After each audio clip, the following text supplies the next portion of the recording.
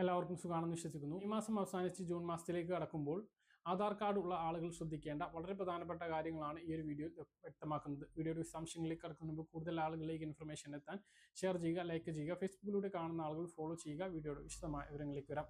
ആദ്യത്തെ അറിയിപ്പ്: ആധാർ പുതുക്കുന്നതിനുള്ള അവസാന തീയതി പറഞ്ഞിരുന്നത് 2026 ജൂൺ 15 ആയിരുന്നു. അത് ഒരു വർഷത്തേക്ക് നീട്ടിക്കൊണ്ട് യൂണിക് ഐഡന്റിഫിക്കേഷൻ അതോറിറ്റിയുടെ അറിയിപ്പ് എത്തിയിട്ടുണ്ട് എന്നുള്ള സന്തോഷകരമായിട്ടുള്ള അറിയിപ്പാണ്. അതായത് ഡാറ്റ പുതുക്കുന്നതിന് വേണ്ടിയിട്ടാണ് ഈ ഒരു സൗജന്യം ഉള്ളത്. സ്വന്തമായി വെബ്സൈറ്റിൽ കയറി യൂണിക് ഐഡന്റിഫിക്കേഷൻ്റെ വെബ്സൈറ്റിൽ കയറിയിട്ട് പുതുക്കുന്നതിനാണ് ഇത് സാധ്യമാകുക. അതേസമയം അക്ഷയ കേന്ദ്രങ്ങളിലൂടെയും മറ്റ് ആധാർ സേവാ കേന്ദ്രങ്ങളിലൂടെയും ചെന്ന് പുതുക്കുന്നതിനും ബയോമെട്രിക് അപ്ഡേറ്റ് ചെയ്യുന്നതിനും പ്രത്യേകം ഫീസ് നൽകേണ്ടതുണ്ട്. ഫോട്ടോ മാറ്റുന്നതിനും അതിനും പ്രത്യേകം ഫീസ് നൽകേണ്ടതുണ്ട്. അപ്പോൾ നമ്മൾ പറയുന്നത് 10 വർഷം കഴിഞ്ഞിട്ടുള്ള ആധാർ കാർഡ് എന്തായാലും ഇത് പുതുക്കേണ്ടതുണ്ട്. അങ്ങനെ പുതുക്കുമ്പോൾ ഇങ്ങനെയുള്ള സേവാ കേന്ദ്രങ്ങളിൽ ചെന്ന് ഫോട്ടോ പുതുക്കാൻ വേണ്ടിയിട്ട് ശ്രദ്ധിക്കുക. അതുപോലെ തന്നെ ബയോമെട്രിക്കും പുതുക്കുന്നത് നിങ്ങളുടെ ആധാറിൻ്റെ സുഗമമായിട്ടുള്ള കാര്യങ്ങൾക്ക് അനുയോജ്യമാണ്. ഇപ്പോൾ നമുക്കറിയാം ഫേസ് ഒതൻറ്റിഫിക്കേഷൻ വഴിയുടെ നിരവധി കാര്യങ്ങളുണ്ട്. ആധാർ ആപ്പൊക്കെ വന്ന ഒരു സ്ഥിതിക്ക് നമ്മുടെ ഫോട്ടോ പുതുതായിരിക്കുന്നത് ഏറ്റവും നല്ലതാണ്. അതുപോലെ ആധാറിൽ മൊബൈൽ നമ്പർ ഇതുവരെ ചേർക്കാത്തവരും മൊബൈൽ നമ്പർ മാറിയിട്ടുള്ളവരും അപ്ഡേറ്റ് ചെയ്യുകയോ ചേർക്കാത്തവർ ചേർക്കുകയോ ചെയ്യണം. ഇല്ല എങ്കിൽ നമ്മുടെ ആധാറിന് ഒരു കടലാസിൻ്റെ വില പോലും ഉണ്ടാകില്ല. കുട്ടികളുടെ ആധാർ കാർഡും ശ്രദ്ധിക്കണം. ഇനിയിപ്പോൾ സ്കൂൾ തുറക്കുകയാണ്, പുതിയ പ്രവേശന പരീക്ഷകൾ വരാനിരിക്കുകയാണ്, പുതിയ അഡ്മിഷൻ ആരംഭിക്കാനിരിക്കുകയാണ്, അതുപോലെ തന്നെ സ്കോളർഷിപ്പ്, ഈ ആവശ്യങ്ങൾക്കൊക്കെ ആധാർ വേണം. ആധാർ കുട്ടികളുടേത് നിലവിലുള്ളത് പോരാ. 5 വയസ്സിന് മുമ്പ് എടുത്തിട്ടുള്ളതാണെങ്കിൽ 5 വയസ്സിന് ശേഷം പുതുക്കണം. 15 വയസ്സിന് മുമ്പ് എടുത്തിട്ടുള്ള ആധാർ കാർഡും 15 വയസ്സിന് ശേഷവും പുതുക്കേണ്ടതുണ്ട്. അപ്പോൾ ആ കാര്യം കൂടി രക്ഷിതാക്കൾ ശ്രദ്ധിക്കേണ്ടതാണ്. അത് മറ്റൊന്ന്, ആധാറിലെ രേഖകൾ, പേര്, ജനനത്തീയതി, വിലാസം ഇവയ്ക്ക് തിരുത്തുന്നതിന് യൂണിക് ഐഡന്റിഫിക്കേഷൻ അതോറിറ്റി ഇപ്പോൾ പുതിയ മാനദണ്ഡം പുറപ്പെടുവിച്ചിട്ടുണ്ട്. അത് നിങ്ങൾ തീർച്ചയായിട്ടും അറിയണം. നമ്മൾ തിരുത്തി വീണ്ടും തിരുത്തണം എന്ന് ഉദ്ദേശിച്ചാൽ അത് നടക്കില്ല. അതുകൊണ്ട് ഈ കാര്യങ്ങൾ കൃത്യമായിട്ട് അറിയണം. പേര് എത്ര പ്രാവശ്യം തിരുത്താം, ജനനത്തീയതി എത്ര പ്രാവശ്യം തിരുത്താം, എന്തൊക്കെ രേഖ വേണം എന്നുള്ളത് കൃത്യമായിട്ട് മനസ്സിലാക്കുക. അപ്പോൾ അതാണ് ഇനി പറയുന്നത്. ആധാർ എൻറോൾമെന്റ് അപ്ഡേഷൻ നടപടികളിൽ നിർണായകമായ മാറ്റങ്ങൾ വരുത്തി കേന്ദ്ര സർക്കാർ ഉത്തരവിറക്കി.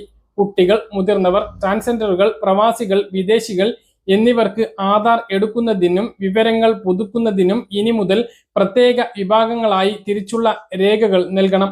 ആധാർ സംവിധാനത്തിന്റെ സുതാര്യത വർദ്ധിപ്പിക്കുന്നതിനും വ്യാജരേഖകൾ തടയുന്നതിനുമാണ് unique identification authority of India 2016 ചട്ടങ്ങൾ ഭേദഗതി വരുത്തിയത്. അപ്പോൾ ഓരോ ചട്ടങ്ങളും നോക്കുകയാണ് എങ്കിൽ കുട്ടികളുടെ ആധാർ എൻറോൾമെന്റിന് കുടുംബനാഥന്റേത് വേണം എന്നുള്ളതാണ്. 5 വയസ്സിന് താഴെയുള്ള കുട്ടികളുടെ ആധാർ എൻറോൾമെന്റിന് കുടുംബനാഥാധിഷ്ഠിത സംവിധാനം നിർബന്ധമാക്കി. മാതാപിതാക്കളുടെയോ നിയമപരമായി രക്ഷിതാക്കളുടെയോ സാധുവായിട്ടുള്ള ആധാർ ഇതിന് ആവശ്യമാണ്. കുട്ടികളുടെ ആധാറിലെ വിലാസം കുടുംബനാഥന്റെ ആധാറിലെ വിലാസത്തിന് തുല്യമായിരിക്കും.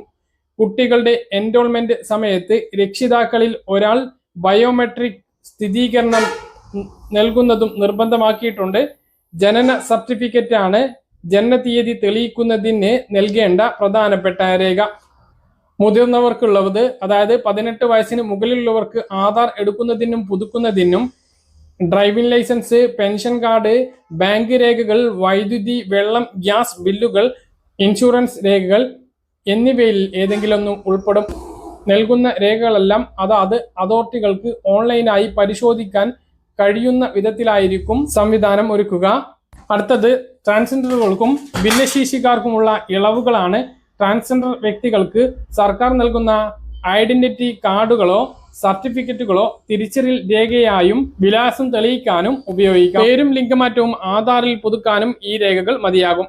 ഭിന്നശേഷിക്കാർ, അഗതി മന്ദിരങ്ങളിൽ കഴിയുന്നവർ, ശിശു സംരക്ഷണ കേന്ദ്രങ്ങളിലെ കുട്ടികൾ എന്നിവർക്കായി ജില്ലാ സോഷ്യൽ വെൽഫെയർ ഓഫീസർ നൽകുന്ന സർട്ടിഫിക്കറ്റുകൾ അംഗീകൃത രേഖയായി കുട്ടിയുടെ പട്ടികയിൽ ഉൾപ്പെടുത്തിയിട്ടുണ്ട്. ഇതുകൂടാതെ മറ്റ് പ്രധാനപ്പെട്ട ചില മാറ്റങ്ങൾ കൂടിയുണ്ട്.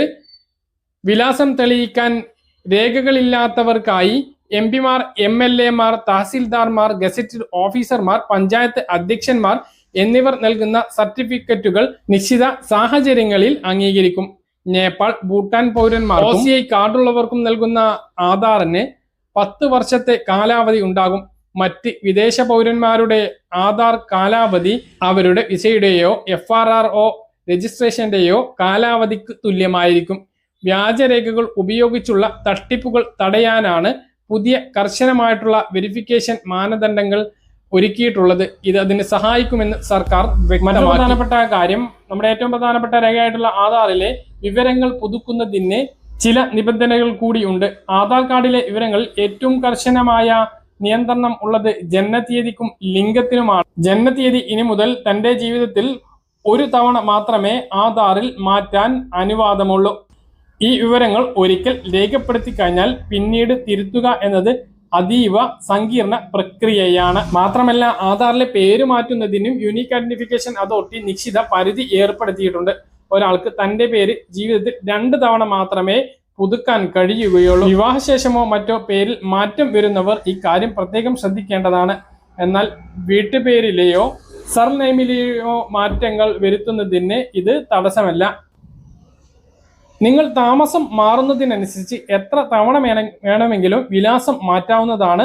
മൊബൈൽ നമ്പറും ഇമെയിലും നിങ്ങളുടെ ഫോൺ നമ്പറോ ഇമെയിൽ വിലാസമോ മാറുന്നതിനനുസരിച്ച് എത്ര തവണ വേണമെങ്കിലും മാറ്റാൻ സാധിക്കുന്നതാണ്. ഇത് രണ്ടും മാറ്റം വരുത്തുന്നതിന് ഒരു പരിധി ഇല്ല എന്നുള്ളതും ശ്രദ്ധിക്കേണ്ട കാര്യമാണ്. അതുപോലെ തന്നെയാണ് ആധാറിലെ ഫോട്ടോയും ബയോമെട്രിക് വിവരങ്ങളും.